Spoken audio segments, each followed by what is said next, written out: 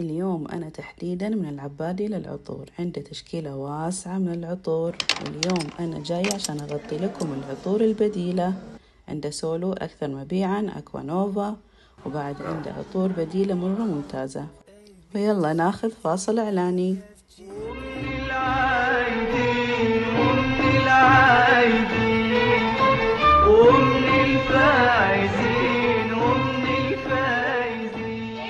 العطور البديلة أسعارها ما بين 120 إلى 140 أقصى شيء. العباد اختار لكم هذه العطور للعيد، عطور رجالية جدا ثابتة وجدا جدا جميلة. العطر هذا ما أعرف اسمه بس أكثر مبيعا، هذا العطر مرة حلو.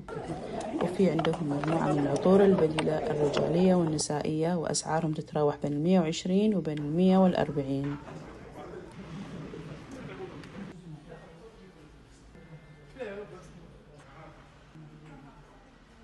عنده تشكيلة كذلك من البخور المستخدم لشكل يومي لتبخير البيت.